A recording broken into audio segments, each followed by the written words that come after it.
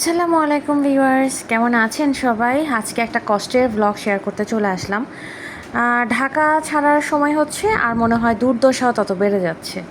তো আজকের ব্লগটাতে দেখবেন কি কি দুর্দশা চলছে আসলে আমার লাইফে। তো আমি কখনো ভাবিনি ঢাকাতে আমাকে এত এত দুর্দশা আসলে পোহাতে হবে। তো চোর আবার এসছিল এবং এইবার নিতে পারেনি, কিন্তু তার কেটেছে এবং হচ্ছে গ্যাস সব চলে গেছে। তো বুঝতেই পারছেন সেকেন্ড টাইম চুরি মেনে নেওয়া যায় না। সেই সাথে গত এক সপ্তাহ ধরে আমাদের বাসায় পানি নেই, একবেলা করে পানি ছাড়ে, ওই একবেলায় পানিটা কোনোভাবে আটকে রাখা হচ্ছে। এবং এবারের কাহিনীটা একটু ডিফারেন্ট, একটু বলি। রাতের বেলা হচ্ছে যখন গ্যাসের তারটা সে কাটে আমরা বুঝতে পারি, এবং যখন আমি দরজা খুলে কিন্তু আমি তার ছায়া দেখতে পাই এবং চোর চোর করে চিল্লানোর সাথে সাথে সে পালিয়ে যায়। তো ফর দ্য সেকেন্ড টাইম এটা হলো। আমি সত্যি আমার অ্যাকচুয়ালি সিকিউরিটি নিয়ে আমাদের বাসার আমি খুবই কনসার্ন। আর সবাইকে বলেও খুব একটা আসলে লাভ হচ্ছে না, আশেপাশে সব দিকেই চুরি হচ্ছে। তো যেহেতু কাপড় চোপড় ধুতে পারছিলাম না, বড়াপুর বাসায় গিয়ে কিছু কাপড় চোপড় ধুয়ে আসলাম। বড়াপু অসুস্থ, একটু দোয়া করবেন সবাই।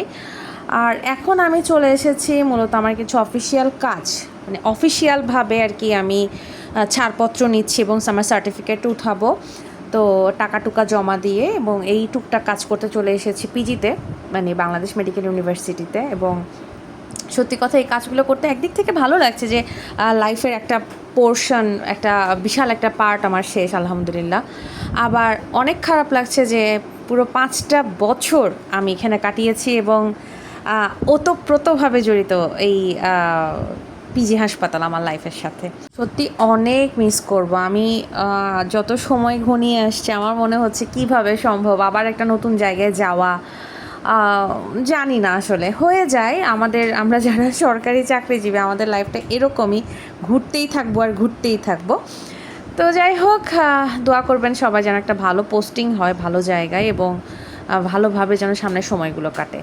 তো আমার টুনটুনি হচ্ছে আমার সেই টারবানটা নিয়ে, আচ্ছা এটা নিয়ে অনেকে কোয়েশ্চেন করেছেন কোথা থেকে নিয়েছে। এটা মূলত অনলাইনে অর্ডার করেছি এবং এটা এক্স্যাক্টলি হিজাব বলা চলে না, এটা কাইন্ড অফ হিজাব অনেকে বলছে, বাট এটা অ্যাকচুয়ালি অনেকটা ক্যাপের মতো।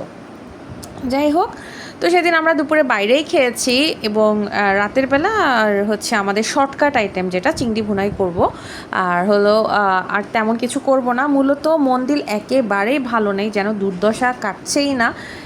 একে তো চোরের উৎপাত, রাত হলে আমি ঘুমাতে পারছি না। রাত ঠিক 3টায় আমার ঘুম ভেঙে যাচ্ছে, আপনাদের ভাইয়ারও ঘুম ভেঙে যাচ্ছে এবং আমরা কন্টিনিউয়াস পাহারা দিচ্ছি।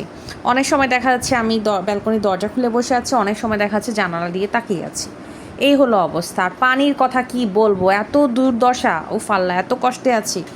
যাই হোক, দোয়া করবেন সবাই এই সকল দুর্দশা কাটিয়ে আমাদের লাইফটা একটু ভালোতে চলে যাক ইনশাল্লাহ সামনের দিকে। যে যেখানে আছেন দোয়া করবেন।